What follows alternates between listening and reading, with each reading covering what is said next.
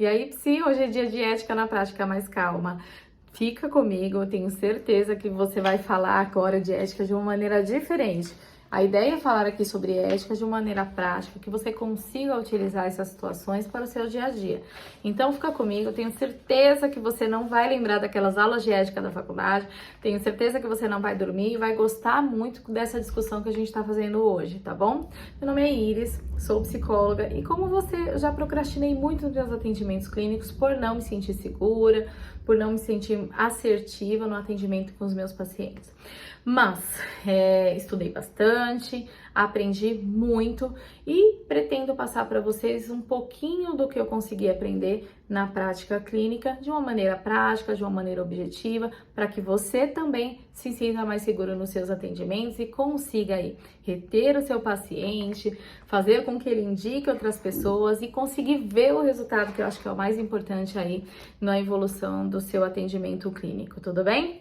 Mas hoje eu vou falar sobre ética na prática, é o nome do programa, e eu vou falar sobre 5 erros éticos que você pode estar cometendo aí dentro do seu consultório e talvez você não esteja nem percebendo, tá? Mas por que eu vou falar sobre isso? Primeiro, gente, eu acho que é muito importante a gente entender que a ética, ela faz parte aí do atendimento do psicólogo. Então, a gente precisa entender o código de ética, precisa começar a entender que isso faz parte da nossa vida, não dá para ignorar o código de ética. E quando a gente entende todas essas questões, não só a gente se sente mais seguro dentro do nosso atendimento clínico, que eu acho que é uma coisa muito importante, isso facilita o nosso processo de compreensão e facilita com que também a gente passe essa compreensão para o nosso paciente e ele se sinta mais seguro. Dá para dar exemplo, gente, vamos lá. Primeira consulta, quando você explica para ele toda a questão voltada para o sigilo profissional, que é muito importante, que você precisa, por uma questão ética, respeitar que todas as informações que estejam ali sejam sigilosas e que não saiam do atendimento clínico para fora.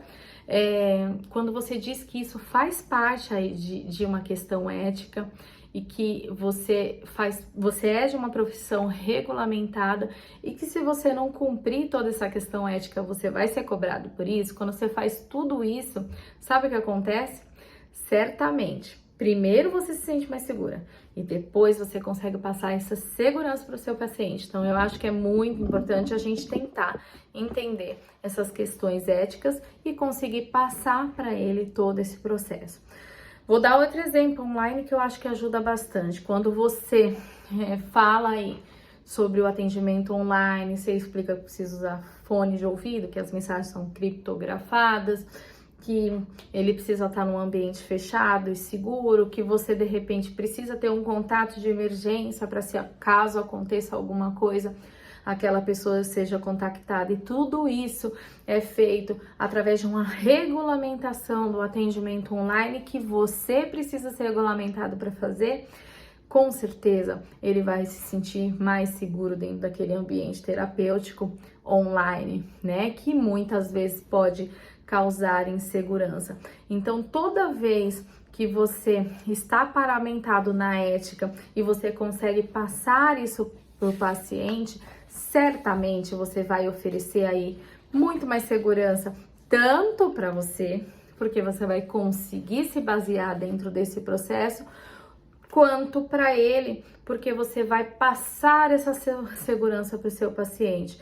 Isso, paciente ou cliente, gente, isso depende da abordagem, mas assim, facilita bastante o processo para que você consiga passar essa segurança, para que essa troca seja mais segura, seja de uma forma ou de outra, seja você explicando todos os conceitos éticos dentro da sua profissão, e quando ele te pede alguma coisa que sai do contexto, quando você consegue dizer assim, olha, isso daqui eu não posso fazer por uma questão de ética, você consegue até, de certa forma, fazer com que ele respeite mais o seu não. Então, isso vai te ajudar a se sentir mais seguro dentro do atendimento clínico. Então, como que eu faço isso, Iris? Como que eu entendo toda essa questão de ética? Primeira coisa, acho que a gente vai ter que fazer um trato aqui hoje, hein? Vamos lá? Então, a ideia é a seguinte. antes de fazer qualquer atendimento clínico. Antes de fazer o seu primeiro atendimento clínico, você vai pegar o código de ética que está no site do CFP, no site do CRP da sua região. Você vai pegar esse código e ler inteiro. É muito importante que você faça isso, gente.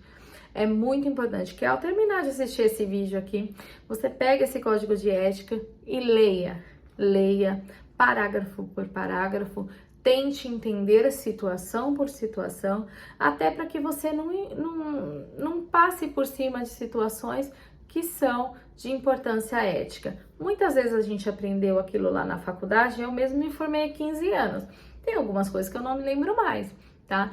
Então, por isso que é muito importante que você leia, releia. Ah, eu sou formada há 20 anos.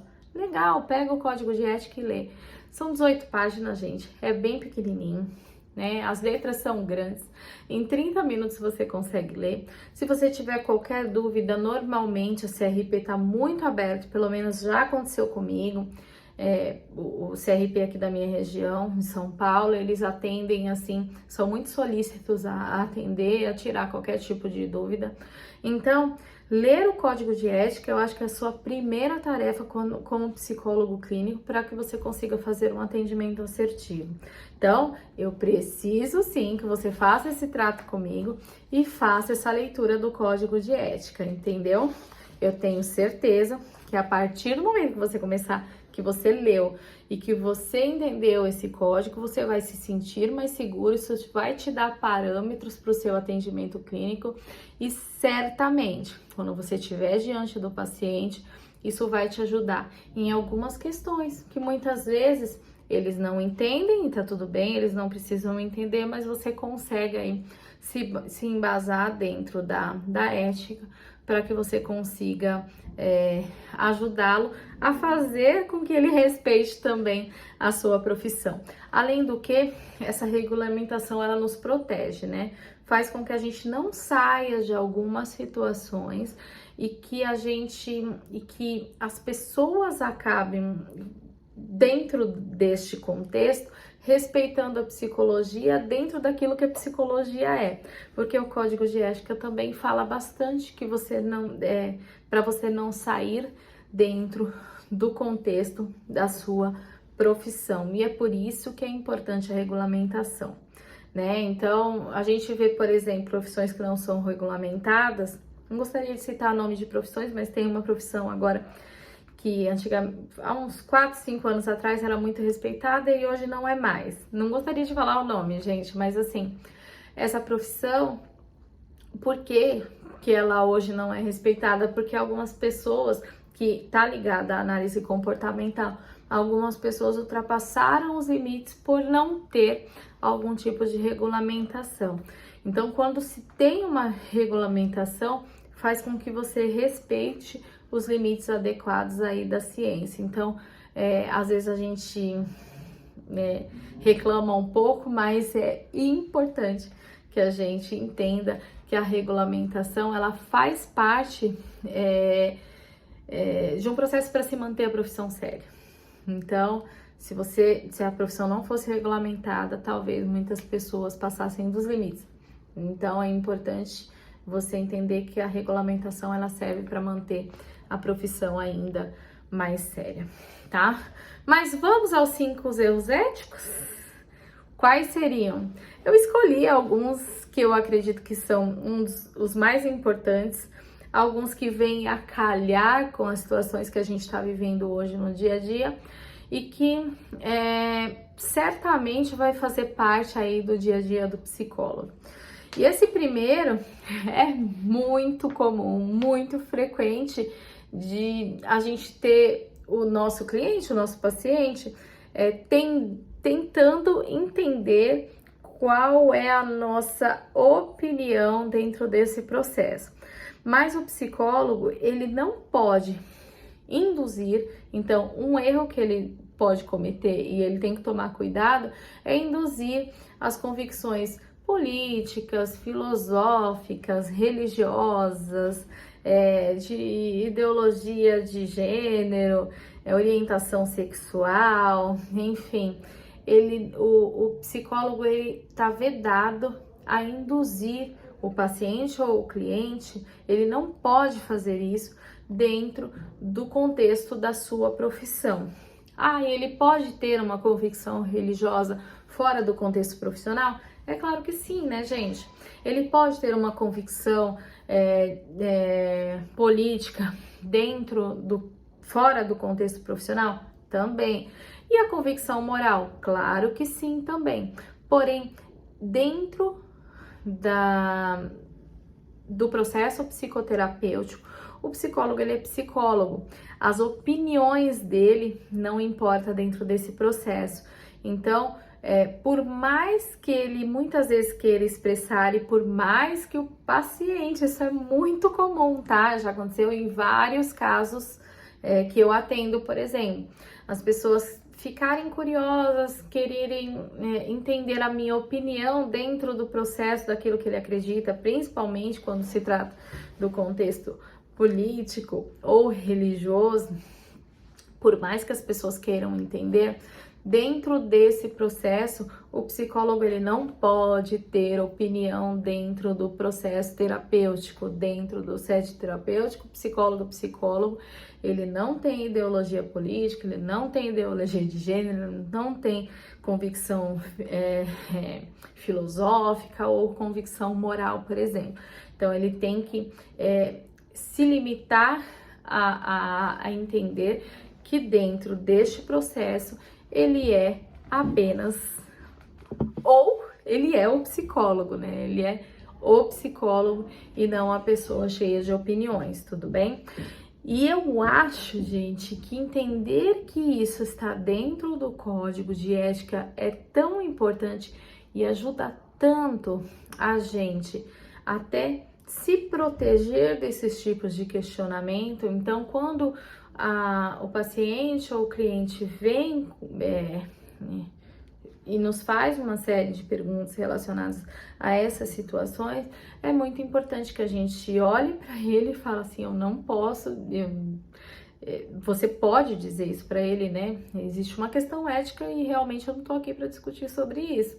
Então, é muito, até entender que isso faz parte do contexto ético faz com que muitas vezes a gente consiga limitar essas questões dentro do consultório, tudo bem? Então, é muito importante a gente entender que a gente não tem, a gente tá num momento aí, lá no fim do ano agora tem eleições, a gente tá num momento que as pessoas estão calorosas, fervorosas, querem entender a opinião das outras pessoas, mas a gente, como psicólogo, dentro do contexto profissional, a gente não pode expressar a nossa opinião. A gente pode expressar a nossa opinião para os nossos familiares? Sim. A gente pode expressar a nossa opinião em outros lugares que não sejam contextos de trabalho? Pode. Mas dentro do contexto de trabalho, nós somos profissionais e essa opinião não nos compete. Então, muito importante que a gente pense sobre isso, tudo bem? Uma outra coisa que eu acho que é muito importante, que eu vejo que às vezes, por uma questão de falha mesmo, a gente não observa precisamos colocar o número do CRP e o nome completo em todas as divulgações que a gente faz. Todas. Então, isso tá aí no artigo 20, no item A. Toda divulgação que a gente faz, a gente precisa aí, dentro dessa divulgação, colocar o nome completo e o CRP. Cartão de visita? Sim. Instagram é uma forma de divulgação. Eu mesmo tenho um Instagram onde eu faço a minha divulgação. Também precisa ter o CRP. Site? Também precisa ter o CRP. Então, toda vez que a gente faz uma divulgação do nosso trabalho profissional, a gente precisa aí colocar o número do CRP e o nome completo. E isso tá dentro aí do código de ética do psicólogo. Uma outra coisa no trabalho de divulgação que é importante que a gente não faça de jeito nenhum é prevenção taxativa de resultado. Gente, mas o que é prevenção taxativa de resultado? Eu não posso, por exemplo, colocar acabe com a sua depressão em 20 dias. Dentro aí da divulgação do meu trabalho. Ou acabe com sua ansiedade em 30 dias. Isso é uma prevenção taxativa de resultado que a gente não tem, né, a certeza que a gente vai conseguir esse tipo de coisa. Emagreça tantos quilos com a terapia cognitivo-comportamental. Então, como a gente não tem essa garantia, a gente não pode fazer qualquer tipo de prevenção taxativa de resultado. Então, é muito importante que a gente, sim, explique sobre o tratamento clínico, fale sobre questões relacionadas ao que o paciente pode evoluir, mas a gente não pode de forma nenhuma fazer qualquer tipo de previsão taxativa de resultado. Se você observar, né, também no atendimento clínico, às vezes o paciente mais ansioso, ele pode chegar e perguntar em quanto tempo que eu melhoro isso. E a gente não pode, né, falar para ele, olha, você vai melhorar em tantos dias. Então, a gente precisa entender que quando a gente faz esse tipo de previsão, a gente também tá vendendo uma situação que a gente não sabe se exatamente vai acontecer, né? Tudo vai depender de uma série de fatores, do ambiente, do comprometimento dele com o processo e às vezes de questões relacionadas a hormônios. Então, existe uma série de fatores que vai contribuir para aquela evolução daquele paciente. Nem o médico normalmente costuma fazer qualquer tipo de prevenção taxativa de resultado. Imagine nós, enquanto psicólogos, onde o contexto da saúde mental ele é extremamente subjetivo e depende de uma série de fatores que muitas vezes não está na mão do paciente. Então, toma cuidado aí com a prevenção taxativa de resultado, porque a gente não pode fazer isso, tudo bem? Bom, outra coisa que é muito, que um erro que a gente pode cometer é divulgar o atendimento a preço popular. Então, fazer uma divulgação falando assim, olha, eu atendo em valores populares, em valores social. A gente não pode fazer esse tipo de divulgação, tá? O preço, ele não pode ser uma ferramenta de divulgação da nossa sessão de psicoterapia. Então, eu não posso simplesmente dizer assim, promoção, psicólogo a tantos reais. A gente não pode fazer isso. Dentro do conselho da regulamentação da nossa profissão, do Código de Ética, no artigo 20, no item D, você está dizendo lá que você não pode utilizar o preço do serviço como forma de propaganda. Então, não posso colocar promoção de atendimento a tantos reais, atendimento social dentro do meu trabalho de divulgação. Ah, Iris, então quer dizer que eu não posso fazer o atendimento social? Eu até posso, mas eu não posso fazer isso como forma de divulgação. Então, se eu coloco lá no Facebook, lá no Instagram, lá no site ou lá no meu cartãozinho de visita que eu faço atendimento a preço social, eu estou ultrapassando as barreiras do Código de Ética. Então, a gente precisa entender que a gente não pode fazer dessa forma. A sessão de psicoterapia, ela deve ser cobrada dentro de um processo psicoterapêutico, né? E não fazendo promoção na internet. Então, a gente tem que tomar bastante cuidado com isso, tá bom? E outra que eu talvez, não sei se vocês sabem, mas eu acho que talvez muita gente não observou isso. Eu não posso, dentro do meu atendimento, então é um erro que eu posso cometer aí, que eu posso cometer dentro do atendimento, talvez eu não tenha observado, eu não posso migrar, por exemplo, uma pessoa de atendimento voluntário para um atendimento clínico pago. Então, eu não posso fazer isso dentro do Código de Ética, de acordo com o Código de Ética do psicólogo, tá? Então, se eu atendo o voluntário, eu tenho que dar continuidade para aquele trabalho voluntário. E se por um acaso essa pessoa for de repente pagar por aquele serviço, aí eu tenho que indicar ele para um outro psicólogo, tá? Então, sempre quando eu fizer um atendimento, quando eu mudo a modalidade, eu tenho que indicar para um outro psicólogo. Vou dar um exemplo, tá? Vou dar um exemplo não, vou ler aqui na letra da lei o que estava escrito aqui dentro do Código de Ética. Desviar para serviço particular ou de outra instituição, visando benefício próprio, pessoas ou organização atendidas por instituição a qual mantenha qualquer tipo de vínculo profissional. Ele é o artigo 2º, a letra L. Então, a gente não pode de jeito nenhum. Se eu faço atendimento voluntário para aquela pessoa, eu preciso indicar para um outro profissional para que ele comece a cobrar. Eu não posso simplesmente começar a atender sem cobrar e depois, pelo meu interesse, eu migrar ele para o meu atendimento particular ou migrar ele de uma instituição onde eu faço atendimento para o meu atendimento particular. Eu preciso realmente entender que eu não posso mudar essa modalidade de atendimento, tudo bem? Agora vamos para um erro bônus. Será que eu posso falar de erro bônus? É estranho, né, gente? Então vamos falar. Eu vou falar aqui de um outro erro, que eu acho que eu falei aqui sobre 5, né? Vamos retomar. Induzir as convicções políticas e filosóficas, morais, ideológicas, religiosas, de orientação sexual ou qualquer tipo de preconceito quando no exercício de suas funções profissionais. Então, minhas convicções são minhas. Dentro do processo profissional, eu não posso falar sobre minhas convicções. Não informar o nome completo, CRP, na divulgação de qualquer situação. Divulgar atendimento a preço popular, eu não posso fazer isso, segundo o artigo 20, entender. Não posso utilizar o preço do serviço como forma de propaganda, então não posso colocar promoção, atendimento psicológico a tanto. Não posso fazer isso na minha divulgação.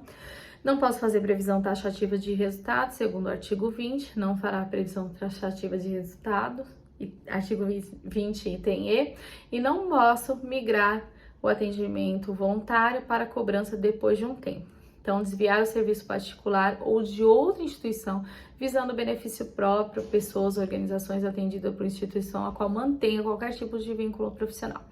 É a letra L do artigo 2º. Então, agora vamos falar sobre uma dica bônus, sobre uma situação bônus. Tem uma resolução número 13, de 15 de junho de 2022. Se vocês quiserem que eu fale um pouquinho mais sobre essa resolução aí, número 13, coloca aqui. Iris, quero resolução. Hashtag Iris, quero resolução nos comentários ou fala comigo no direct que a gente pode destrinchar aí essa resolução. Mas, dentro dessa resolução, eu acho que tem um artigo... eu não sei se é artigo que fala, gente, tem um parágrafo muito importante dentro dessa resolução, que muitas vezes eu já vi alguns colegas profissionais faziam e agora não pode mais fazer. O que que é, gente? É vedado ao psicólogo e ao psicoterapeuta de condicionar tempo de sessão a honorário ou gratuidade. Gente, não sei se vocês entenderam tudo isso, mas sabe aquela pessoa, sabe aquele psicólogo que cobrava por 30 minutos cobrava X valor, por 50 minutos X valor e por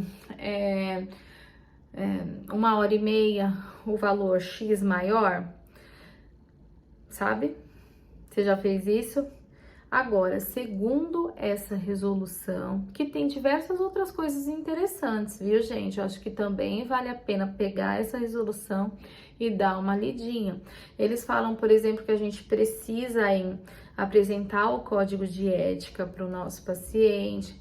Eles falam que precisa de uma autorização por escrito quando você for fazer um atendimento de uma criança. Então, tem alguns detalhes nessa resolução que eu acho que é muito importante a gente observar. Lá, inclusive, tem até um modelinho de autorização por escrito que você precisa passar para o pai do paciente, né? Se você atende criança, para que ele autorize, tem que ser um dos genitores. Se eu não me engano, tá, gente? Mas assim, que o pai do paciente, eu não atendo criança, então eu não tô muito focada dentro desse processo, mas existe aí dentro dessa resolução que você precisa passar para o pai do paciente para que ele autorize aí que você faça o atendimento clínico. Então, existem diversas questões aí nessa nova resolução aí, número 13, de 15 de junho de 2022, que eu acho que se você não leu, vai lá no site da CFP, ela está disponível. Vou repetir, resolução 13 de 15 de junho de 2022, porque tem alguns detalhes que precisam ser, sim, bem observados. Mas dentro disso, eles estão dizendo assim, não posso, por exemplo, fazer um atendimento, sabe aquele psicólogo que cobrava por 30 minutos X, por 40 minutos Y e por 1h30 Z?